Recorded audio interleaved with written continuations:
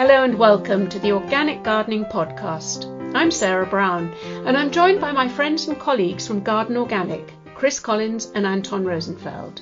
In these extraordinary times, we thought we'd put a special episode together to help you garden during lockdown. We're all confined to home and many of us are worrying about access to fresh produce. We want to be able to feed our families when supermarket shelves are bare. So we've come up with a few practical tips to help. Chris and I discuss making an instant veg bed, if you have the space, and we talk about what you can grow in containers on a balcony or patio. In the true organic way, we also help you make your own plant fertilizer for free and feed the soil for those hungry plants. Later, Anton and I raid the store cupboard to see what seeds we can sprout and sow to keep you in greens over the next few weeks. Lentils, beans, dried peas, even curry spices such as mustard and coriander seeds can all work. And because it's April and seed sowing time, we're here to help you if your first sowings didn't germinate. Finally, our interview this month is all about potting compost. I met one of the country's specialists in growing mixes, and she spent over 30 years creating that perfect mix. I found it fascinating to learn exactly what goes into the bag. As always, we're grateful to our sponsor, the Organic Gardening Catalogue. You can shop online with them and you can find nearly everything you might need to support your organic growing. And if you're a member of Garden Organic, you get 10% off everything. So just go to www.organiccatalogue.com. There's a lot to take in, and we hope to inspire you. Now, being a lockdown special, you'll notice that the three of us haven't been able to meet in the potting shed, so we've been talking down the line instead. I hope you can forgive the few blips in the sound quality. Sit back, watch the spring buds unfurl, enjoy the birds and the butterflies and all that nature has to offer this special month. For gardeners, it's a time of renewal and hope.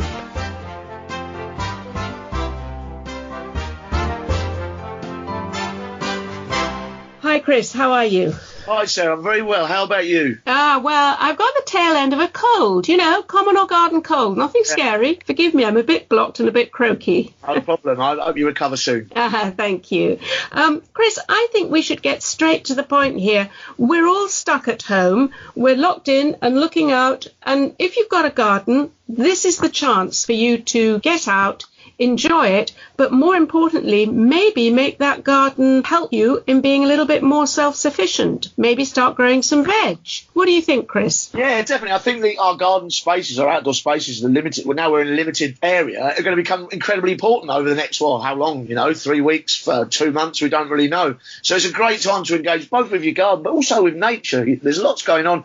Nature is marching on without us, so it's good to sort of see what's happening. You're absolutely right. My chickens are still blithely laying eggs every day, so they don't know about coronavirus. Let's start right at the beginning. If you're new to gardening, you're looking out onto a lawn with probably looking a bit sad after winter, and you're thinking, can I make an instant veg bed? What would be your advice, Chris? Well, certainly that's not a problem at all. I mean, you can either take out a square, a couple of square metres if you want, take the turf up, dig it over, put a bit of compost in and get it ready like that. I think a raised bed's quite a good idea because you can pop that straight outside the back door so you're near the kitchen or whatever, so you've got access to maybe growing some quick crops like rocket, lettuce, salad cut again.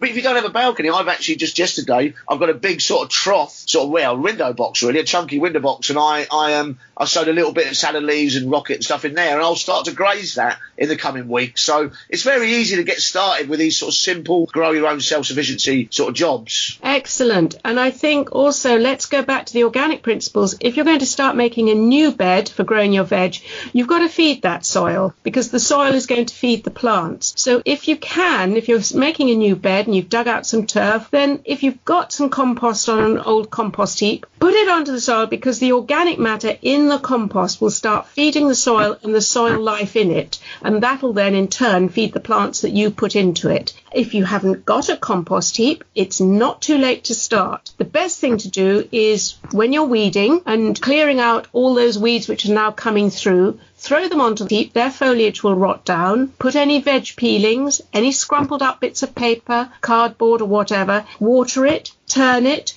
And within a few months, you're going to have that lovely dark black gold, which is going to feed your new veg bed. Sounds good to me. I think maybe the other thing to say as well is make sure when you're sowing your veg, especially if you're new to it, is make sure you sow in drills. So put a little line out, say 2 bits of bamboo and a bit of string, and sow along that. And that means when the weeds start coming in, you'll be able to tell your lettuces from the weeds because they all look very similar when they germinate. So that's a very good tip, Chris. I would have thought it's a little bit early to start sowing seeds out of doors now. Would you agree? Well, I think it's a little bit early. I mean, we had a frost here 2 nights ago, and I've seen very few of them this winter. In fact, my tulips are all flowering on the balcony, and they're very early, and it says how mild it's been. So what I've done actually down the allotment is I've put fleece down over my 2 beds where I'm going to sow the quicker crops, so the carrots and the root crops. I put fleece down just to move that soil along a bit and warm it up a bit. So I'll be looking to sow into those beds as soon as I can, to be honest with you. I'm chomping at the bit, but obviously if you're further north and the weather's colder, you might have to hang on a bit longer. And as always, us gardeners have an eye on the weather forecast. So even though it's nice and warm during the day, you can still get that snap frost at night. You're right. You get radiation frost where, I mean, it's a beautiful day today. In fact, I was actually on my balcony sunbathing yesterday. That's how warm it was. Unfortunately, south-facing balcony. But it's what happens is it gets a very beautiful day, then the heat rises, doesn't it? At the end of the day, the heat rises, the cold sets in, and you get radiation frost, which can check the growth of your plants. And April is such a changeable month. It's very, very beautiful with blossoms and the first flowers coming out, but it is very changeable in terms of temperature. Yeah, it's not quite summer yet, that's for sure, and you will get cold snaps. I hope we get some April showers this year. I haven't seen any April showers for a little while. I always enjoy them, that freshness you get after you get that quick downpour, and all the birds love it as well, and they're all singing away. I love those spring days. I think another thing I'd like to say is that it is still April. It is still early in the growing year, so don't feel you've got to rush out and get everything into the ground straight away. Go back to the principles of getting your ground good, getting the soil rich and healthy, and if you can delay it a little bit before you sow or plant out, you're not going to lose anything at all. You're going to be fine. By May, you'll be absolutely up and running, so don't rush into it is my first advice. Yes, I think that it's very easy to get carried away, and you need to just kind of hold the horse back a little bit. Saying that, I am doing seed sowing indoors because I've got quite a few propagators. I've got most of them, quite a few in my office. So I have put in my courgettes, I put in bits and bobs, I put in some flowers. I'm going to do night scented stock and begonia. So I am starting to get going a little bit. I'm just not exposing myself to the climate that much at the moment. Yes, and we've got a very good, helpful tip on successful sowing, either on the Garden Organic website or go to last month's podcast, because I did a little masterclass with one of the Garden Organic gardeners about actually how to sow seeds. Chris, I'm guessing the ones that you sowed over the past few weeks are now ready to pot on. In other words, they've got a little bit leggy and a little bit too long for their seed compost. Give us some tips on how you would pot them on. Well, I would prick them out. I'm a big believer in pricking out because I think and sowing in one tray and then moving them onto more space by pricking out, because I think you get a stronger plant that way. So I have a little crop of little gem lettuces here, are up and running, and they're quite thickly sown. So I will prick them out now into a bigger seed tray, and I'll probably put 5 by 8, 5 across, 8 down. And what I'll do is I'll make sure the most important rule is always lift the seedlings by the leaves, never the stem, never the roots, because if you damage the stem or the roots, you'll lose the seedling. But they can take a little bit of grief on the leaves. But also, a very important implement, get yourself a dibber. So you can use a pencil, that will act as a dibber, but get a dibber and gently tease them out and then plant them right up to their necks. So put them in the new compost, but plant them deep because they'll shoot roots from the stem once they're in there, and you'll get a really strong little plant that you can put out onto your allotment when the time comes, or out into your garden. Oh, that's really helpful. That's really helpful. It's that going deep, isn't it, that gets that plant strong again.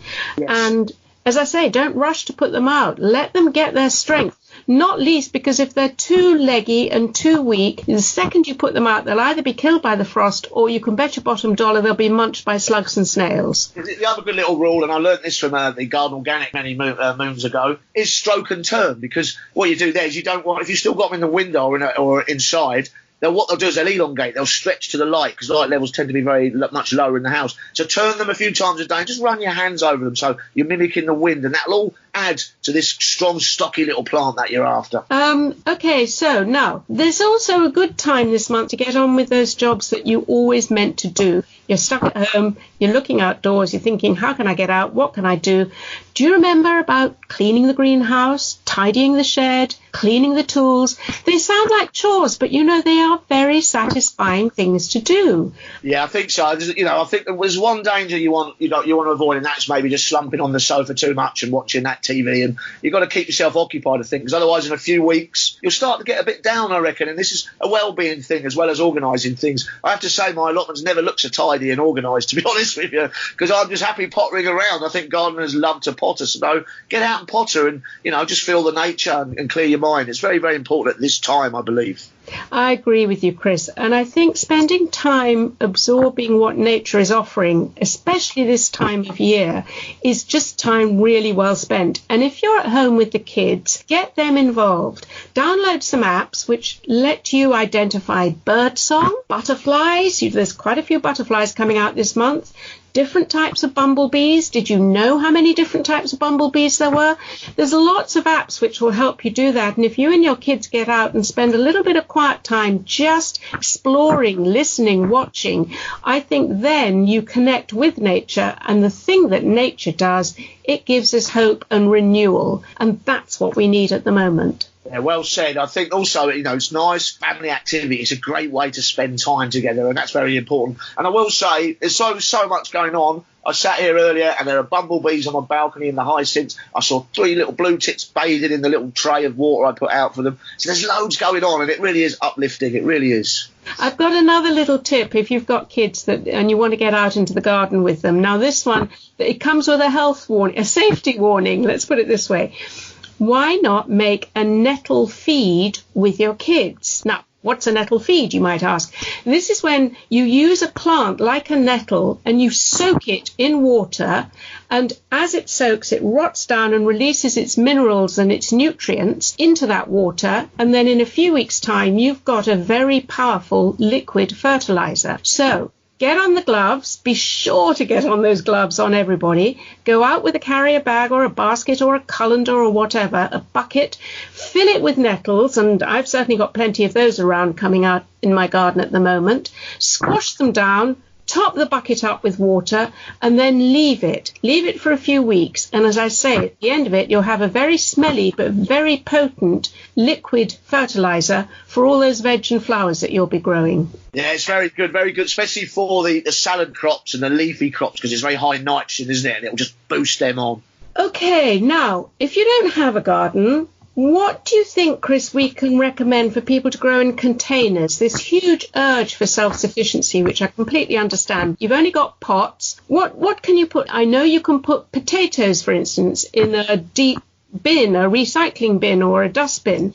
Can you think of other things that you can grow easily in containers? Certainly, on the potato thing subject, just quickly, a really good project with the kids is to get a Hessian sack and get your potato sets. Rocket is a good one; it's very fast growing, and fill it up a third. Plant your potatoes in that, and as the potatoes grow, add more soil, earth up all the way to the top of the sack, and you'll get potatoes right the way through it. It's quite a nice little trick to do with the kids. For other stuff, there's nothing you can't grow on a balcony really, but I would say those kind of quick salad crops, which you can have fresh salads in. So things like cut and come again salad, lettuce, rocket. I'd grow a lot of spinach, which is quick to do, perpetual spinach. Also, I've got a little container where I've just sowed some coriander, some parsley, so I can graze some herbs as well. And you can, if you want, I always do. I always like to put a bit of colour through my edibles, so I've got that pottage going. So you can actually put out some primroses and stuff. I've just done that this morning. So there's a lot you can be doing in pots. You just remember to spend 10 minutes of your time or 20 minutes of your time every day to make sure everything's okay. And if you haven't got potting compost, because you missed the boat getting that before you were locked down,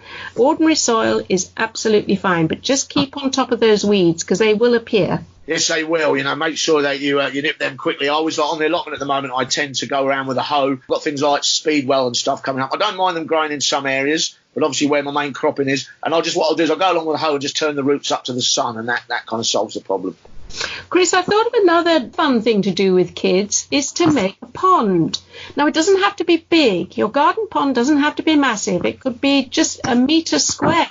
But if you get digging and if you can find something to line your hole with so the water doesn't drain away, I mean, ideally pond liner, but the chances of you getting out to get that are slim.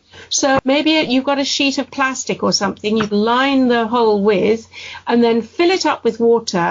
Like magic, you will find over the next few weeks, pond life will start appearing without you having to do anything for it. Isn't that right, Chris? Yeah, it's perfect. I mean, they really are probably the best things for wildlife in a garden. If you're worried, if you've got wee ones and you're worried about water, you can also, and you're worried about lining it, you can also put some plastic or whatever and puncture it and backfill the soil, put a few rocks and get a bog garden, and they're also really good for wildlife. Oh, that's a nice idea. Rather than actually trying to hold the water into a pond, just have a very damp area to grow in. Exactly. Yeah, they really do. I mean, they really, really do attract the wildlife. They're great. If you start seeing frogs, dragonflies, all sorts of things, and the birds will like it. They'll come down and drink from it as well. Certainly. So, Chris, you've been going to the allotment. I don't see any government advice that say we can't do that. Obviously, so long as you keep your distance. And there's things going on in the allotment that need looking after. Tell me what you've been doing there recently. Yeah, well, I think as far as the government are concerned, we can use the allotments, but obviously social distancing is quite important.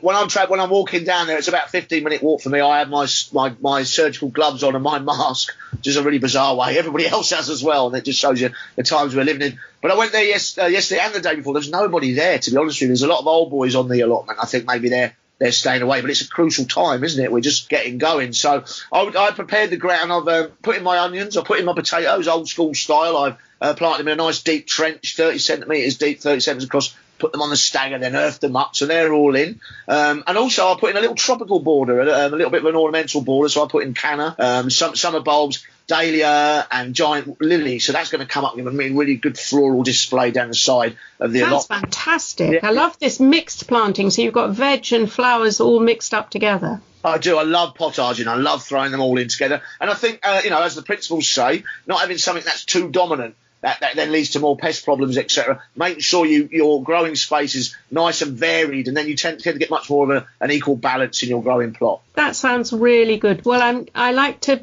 picture you having good times on your allotment. Well, I'm always happy when I'm down there. It's like it makes me kind of realise, especially the older I get, the more how important it is just to spend that time. Yeah. Okay, well, stay safe, stay well, and it's good to speak, Chris. And who knows, next month we may actually be seeing each other. But if not, Sarah, I'm quite happy on Skype. We got it sus now, haven't we? We've got the electric sus. I have anyway. So this is quite a nice way to do it as a backup, isn't it? Well, if they can do the weather forecast on telly from somebody's sitting room, I think we are doing pretty well doing ours as well. It's always lovely to chat to you, Sarah, and I look forward to seeing you again and get over that cold, eh? Thanks, Chris. Bye. Well, after all that busy activity with Chris, I thought it would be nice to settle down for a quiet moment with a cuppa and listen to this month's interview. It's all about potting composts. Most of us have bought a bag or two, and we use them for potting on, hanging baskets, even the ubiquitous tomato grow bag.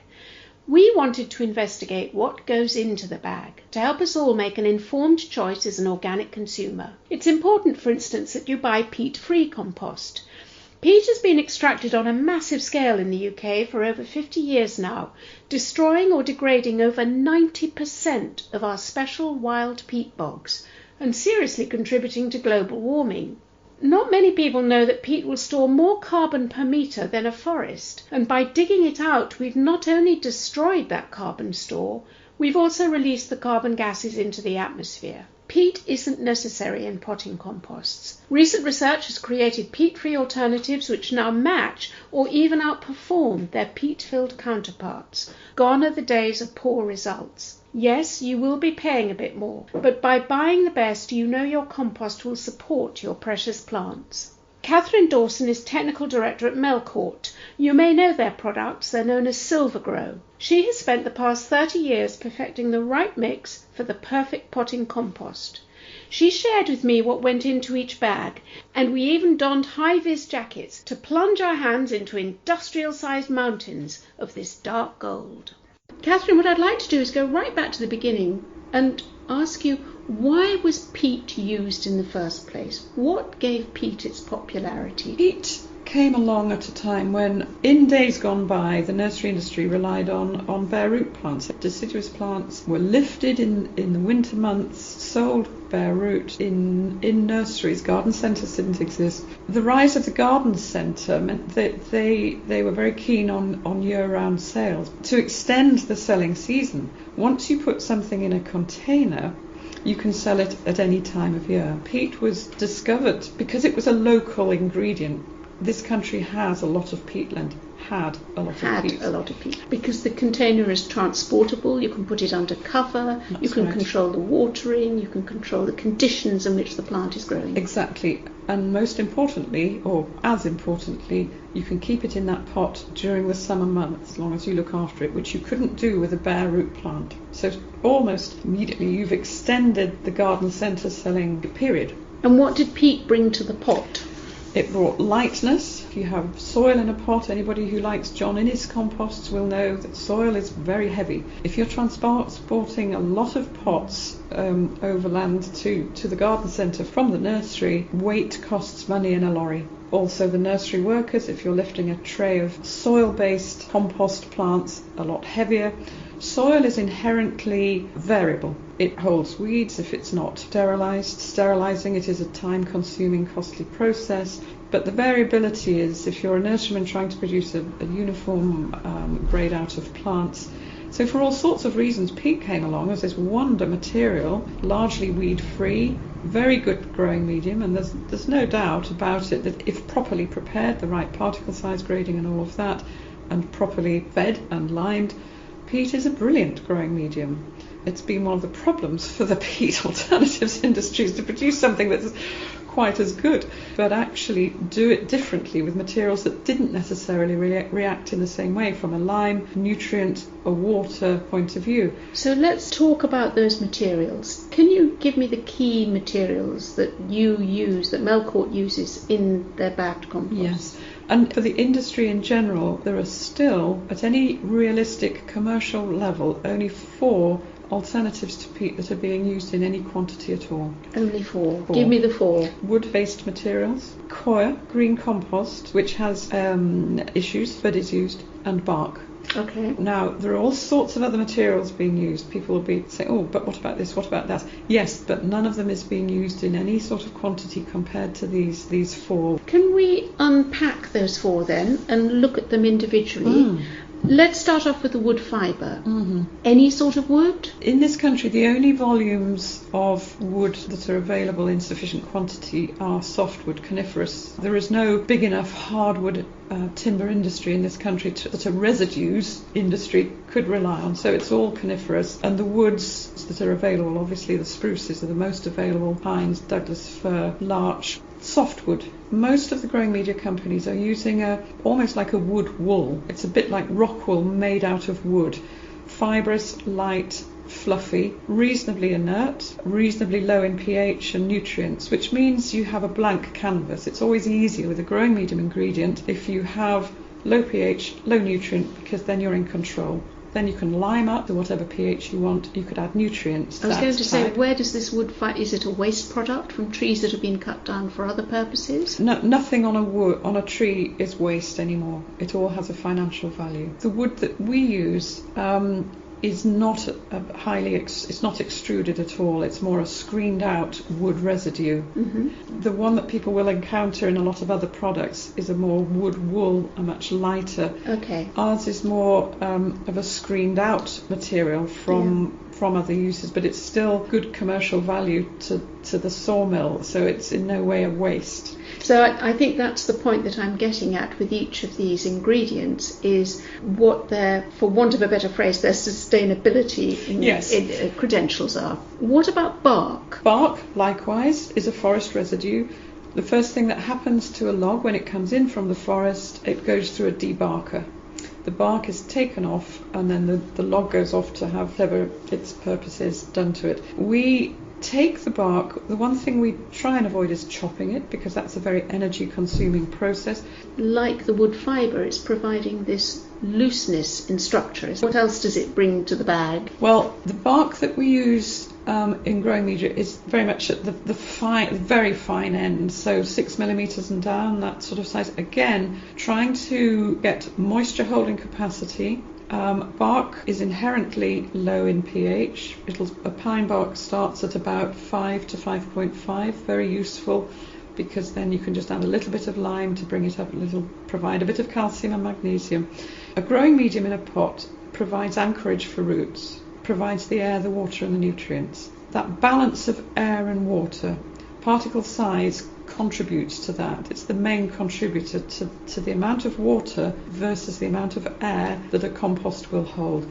And the skill is, for the particular plant group, getting the right amount of air, the right amount of moisture. Now, in a large pot with a tree that might be in there for 18 months, 2 years, if you imagine a 50-litre pot, the amount of weight bearing down on the lower layers, you need a very strong compost that's going to withstand that gradual slumping and that slump towards airless moisture, high water holding conditions that will kill the roots. And that's where a chippy bark can be really useful, because it's got a good amount of structural strength. When you've got a very small pot, say a 9 centimetre, that weight bearing down is nothing like the same, and so you don't need to have such a bit finer. Yes. Yeah. But I'm guessing the third element in the bag, the coir, is also there, not from the nutrient point of view necessarily, but from the structure. Is that right? We use coir for moisture holding. Coir loves moisture. Should we just explain what coir is? Coir fibre, which is the outside layer of a coconut. The fibrous immediate coating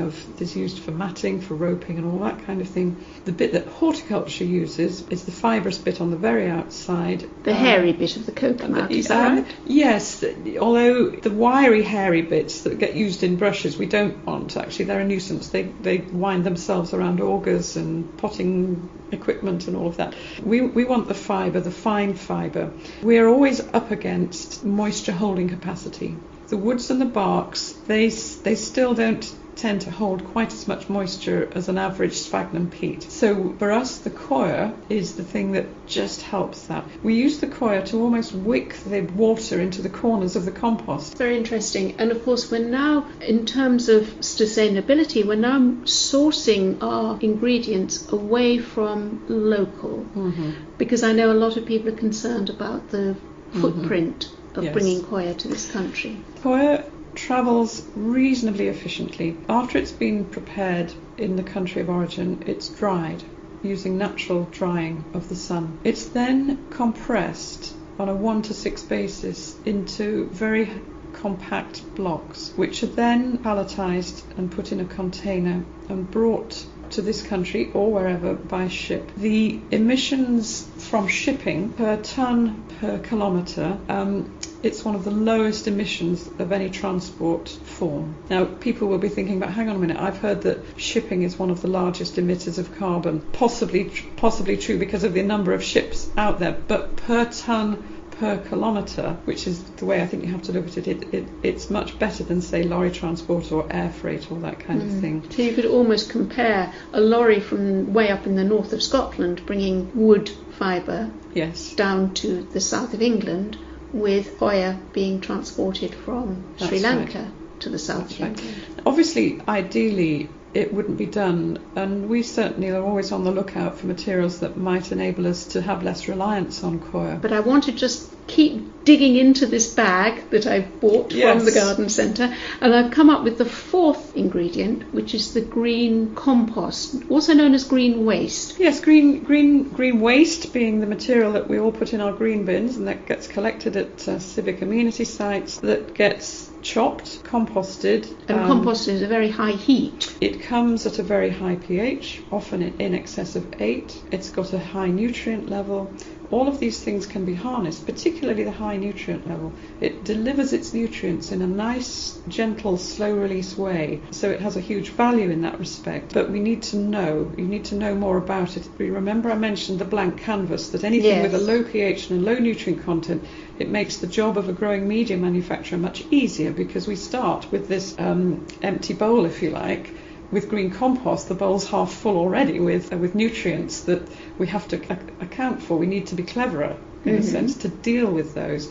And like any compost, even homemade compost, those nutrient levels will vary according to what's gone into the heap. As a professional user, as a manufacturer using these materials, we have to look at every batch. We've got the 4 component parts that are in the bag: the wood fibre, the bark, the coir, and in some cases in green compost. You've explained the thought that goes into creating the right structure for the plant roots to develop, and that involves aeration and moisture. Let's talk about nutrients. How do you get the nutrients into the bag to feed that plant? Well, obviously the basic requirements of most plants are NPK, nitrogen, phosphorus, potassium, and trace elements. It's fairly well-worn territory, the ratios of the NPK and the trace elements that are required. And so we don't spend too much time trying to reinvent any wheels organically. We have to do it differently, obviously. We can't use our artificial fertilisers that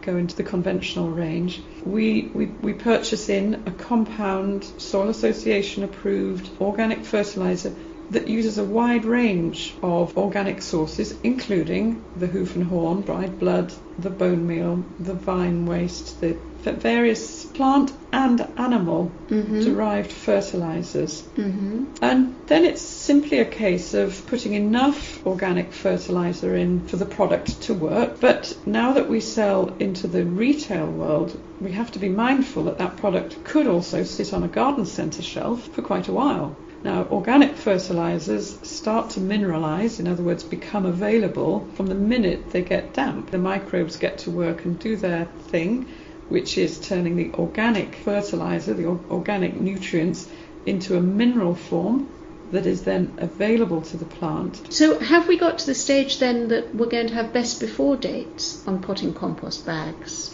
Well, fresh compost is always best. On the back of our packs, we advise use within the season of purchase, but you're right. Even if the bag is sealed, it's to do with what's happening inside the bag. And the bags, they are sealed, but they're not watertight because you have to have little holes in the bag to let it breathe. All I would say to anybody buying a bag of compost anywhere, whether conventional or organic, is try your best to view the bag. Does it look fresh? Does it feel really, really heavy? Is it dripping water out of the bottom? Because we've had that. If it is, don't buy it. Go and see the garden centre manager and say, you shouldn't be selling this compost. Or even engage with the store in the first place and Yes, say, how right. recent is that delivery? Gosh, I'm being taken down areas I never knew. This wonderful, this world of composting. It's interesting for the listener to understand that the point of this particular interview is to talk about peat-free compost and what goes into it.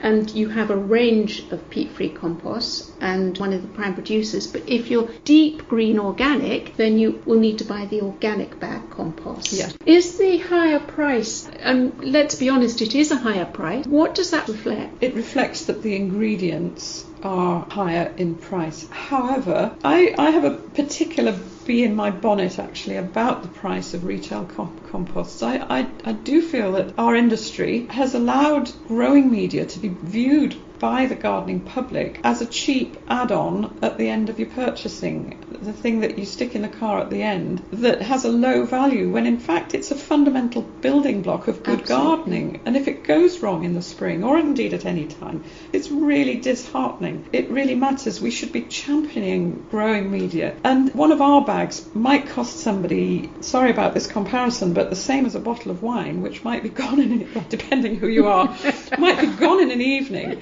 You think of the potential of a bag of growing medium at, say, £6.50. Massive potential, fun, enjoyment in the garden, wildlife value. You think the old adage, you get what you pay for. And I'm with Catherine out in the composting area, and as you can probably hear, there are large forklift trucks, massive lorries moving around us, and bags upon bags of compost. It's heading to the peak season, so we're about as stocked up as we'll ever be.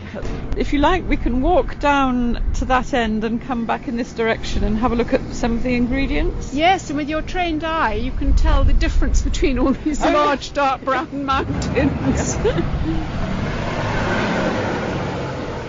And we're entering an area now where there's a massive tractor, so I'm glad we've got our yellow high-vis jackets on. I have to say, Catherine, one of the things before we start is what a nice smell there is here. Yes, it's the first thing that any visitor to the yard notices. It's a piney, barky, woody sort of smell, yes, isn't it? Nice and fresh. It is nice, yes. So here we are in front of the first of the great big brown piles. What's this? This is reconstituted coir. Wow. So this is ready to go into the compost.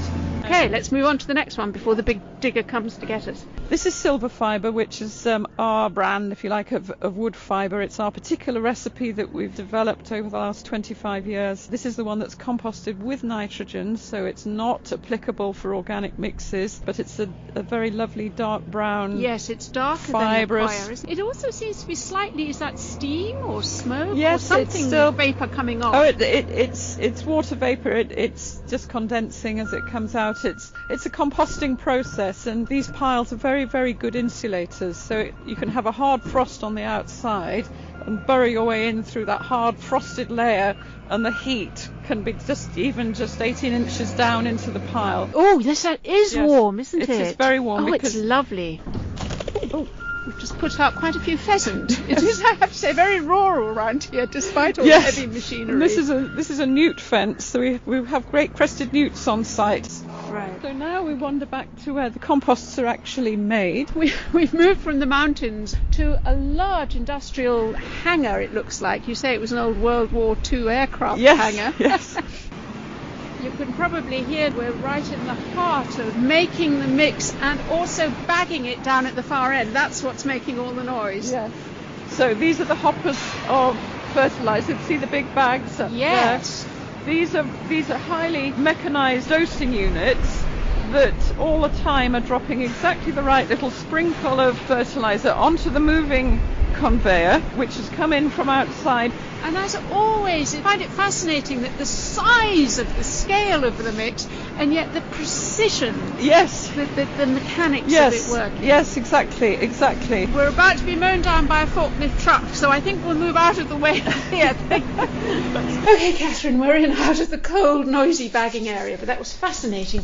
But I see down beside you there's a bag for life. Yes, it's a new scheme that we've started this year, encouraged by one of our customers who created a system whereby they buy one of our maxi bales, which uses a lot less plastic, and then a little bit like the bag for life in a supermarket, the customer buys the bag for life the first time. It holds about 40 litres. The garden centre decants from the maxi bale into the bag for life, and then the customer keeps coming back with their reusable bag. You're solving two problems. One, you're peat free, and two, single-use plastic. That's right. Kath, I'm so grateful to you. I've learned more about composts and growing media than I ever thought I wanted to know, but it's really been very helpful. I think what it's done more importantly is given us gardeners an informed choice as to what we buy when we buy potting compost. It's been a great pleasure. Thank you very much.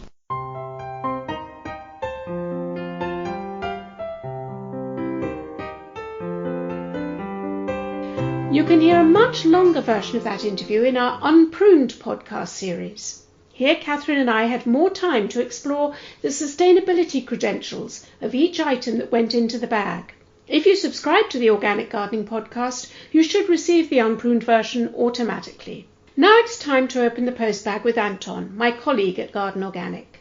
We read a number of inquiries about seed sowing from listeners who haven't been able to get to garden centres because of lockdown. It's frustrating at this time of year particularly not to buy plants or seeds, and buying online is, well, like everything else, dependent on availability. So we began to hunt through our store cupboards to see what you could use to get some quick growing greenery on your windowsill. Anton, it's nice to hear you, not to see you sadly, but it's nice to hear you. Are you well? I'm okay, thank you. Yeah, enjoying the sunshine. Good, excellent. Well, this month we've had a couple of questions about seed sowing, and I thought actually we could explore this whole issue because I think with people stuck at home and maybe feeling a little bit cabin fever, but also wanting to grow, wanting to be self-sufficient, because we know that the supermarket shelves are empty in some cases. So let's talk about seed sowing and what you can grow at home. The first question is, I've got lots of packets of old seeds. Can I still use them? Okay, so that does depend on quite a few things. It really does depend on how they've been stored for a start. The most important thing is that they've been kept dry and also that they haven't been sort of subjected to high temperatures. So to answer your question, it does also depend very much on the types of seed. Most things in the carrot family really don't keep that well, especially parsnips. You really need to use fresh parsnip seed every year. So even if you've got seed from a couple of years ago, it's probably not going to germinate very well at all. Then there's lots of things that will keep for, I'd say, at least 2 or 3 years, like spinach, chard, lettuce seeds. They all seem to keep for a sort of moderately good length of time.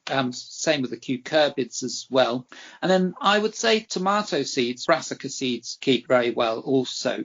The good thing about brassica seeds is that they come up so quickly that you've got a really good idea of whether they're going to work or not. I mean, I think in these circumstances, if it's impossible for you to get any new seeds, which it may well be, then just give it a go and sprinkle them on the seed compost and see if they germinate. Yes, they're certainly more likely to germinate if you've sown them than if they're just kept in a drawer. Another interesting idea, Anton, which has occurred to me, is maybe there are some things in the store cupboard that we could be sowing. I mean, I'm looking, for instance, at a pack of dried beans. Do you think those would work? Yes, there's all sorts of things in the store cupboard that you can have a go at. It depends what you're trying to get out of it, I suppose. A lot of dried beans are really great for sprouting. That's a really good source of sort of fresh nutrition, and they're nice as shoots as well. As to whether they grow to a bigger stage and you'd get beans off them, it's more of a gamble because they might have been grown in a different country with a climate that's perhaps not the same as ours, so they might have different day lengths, different temperatures, which means that they never actually form any pods.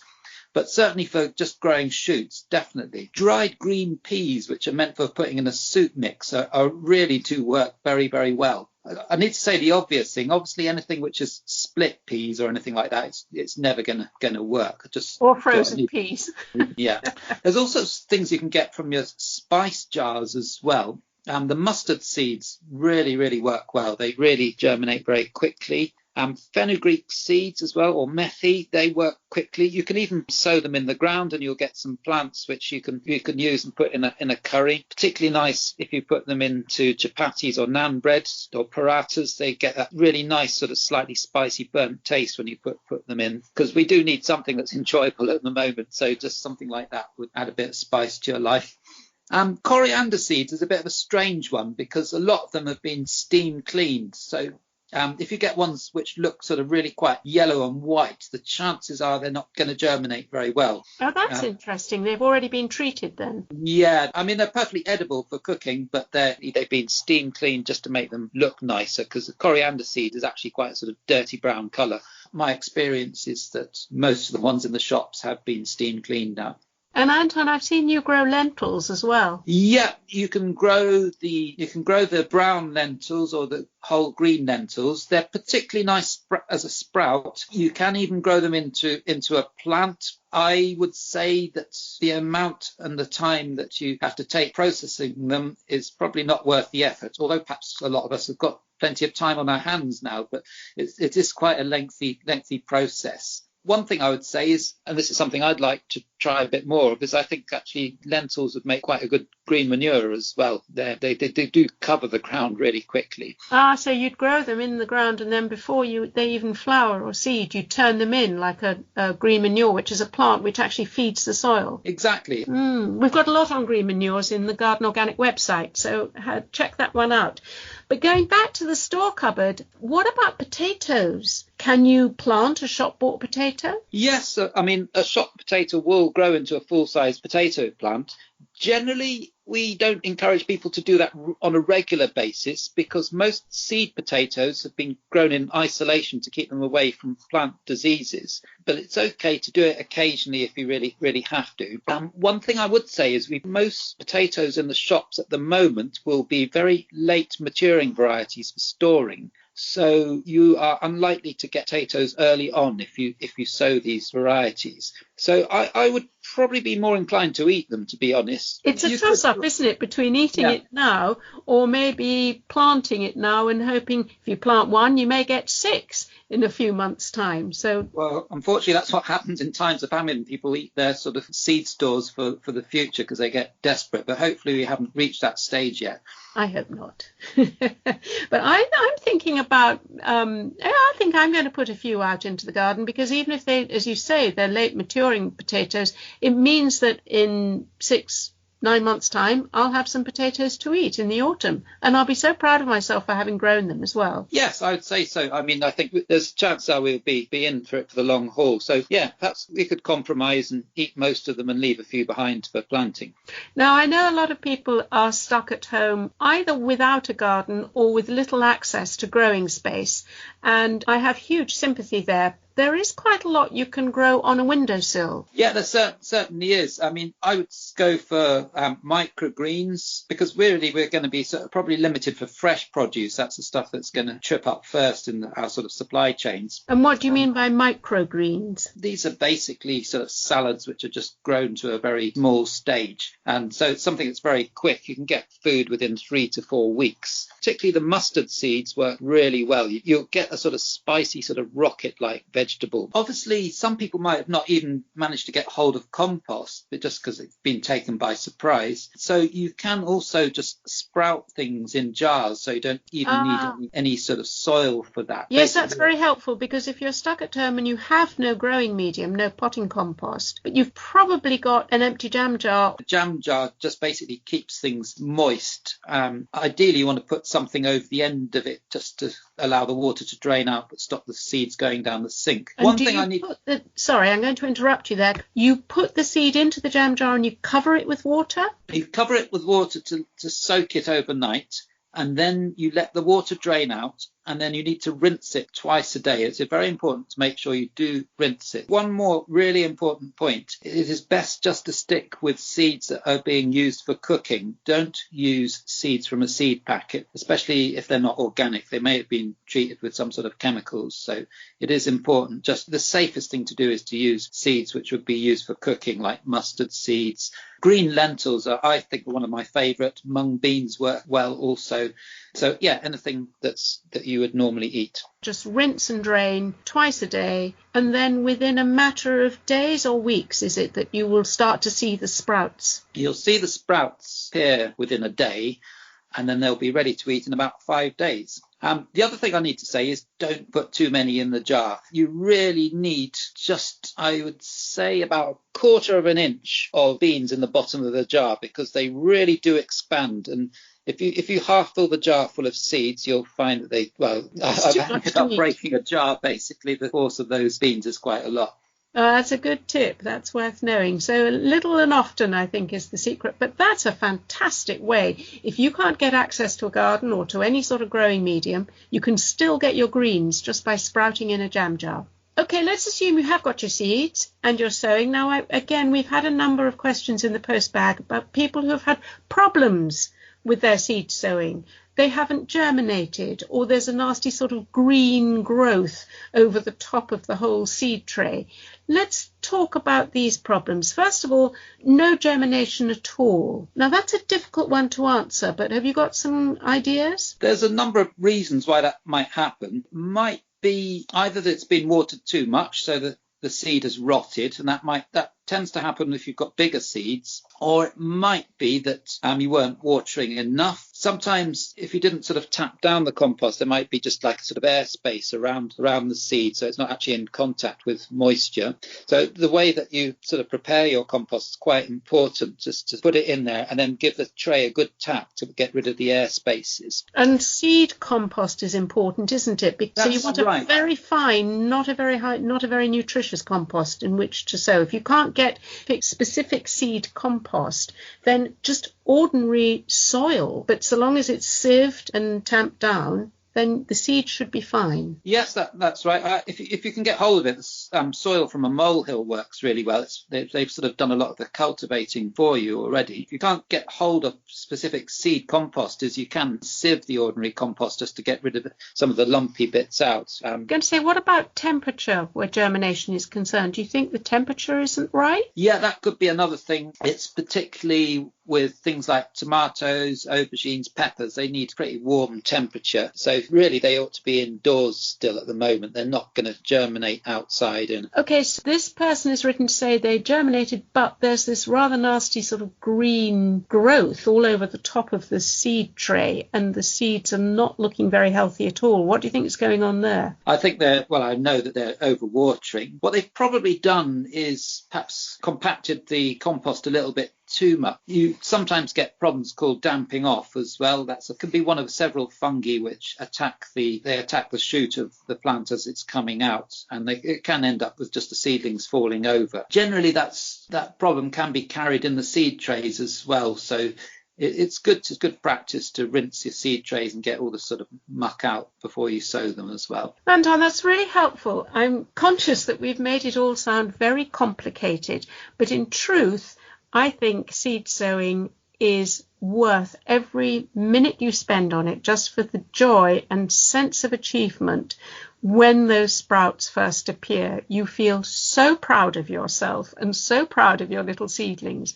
So my recommendation would be just keep trying. And if it didn't work the first time, try again a second time. I think one simple piece of advice, and we've all got plenty of time on our hands at the moment, is just go and look at them every day and just feel the compost with your finger and make sure you keep it lightly moist. That sounds great. Thank you, Anton. You take care, and we'll speak next month. Okay, look forward to it. Okay, bye. Bye-bye. Sadly, we've come to the end. I hope our chats and ideas have helped relieve the tedium of lockdown. Getting out into the garden or allotment is a good way of coping with the constraints of social distancing. Fresh air, watching the buds burst and the blossom come in is a tonic for the soul. And if you're stuck indoors with no garden, then there's always the jam jar and some seeds to sprout. Every day will bring a new shoot. Next month, well, who knows what May will bring, but we'll be here and sharing our organic gardening tips with you. And there's plenty more information on the Garden Organic website, gardenorganic.org.uk. And as you can't get to the garden centre, why not head over to the Organic Gardening Catalogue online for all your seeds and gardening needs. Stay safe, stay well, and enjoy this very special spring and all that it brings. Our thanks to Kevin MacLeod for providing the music.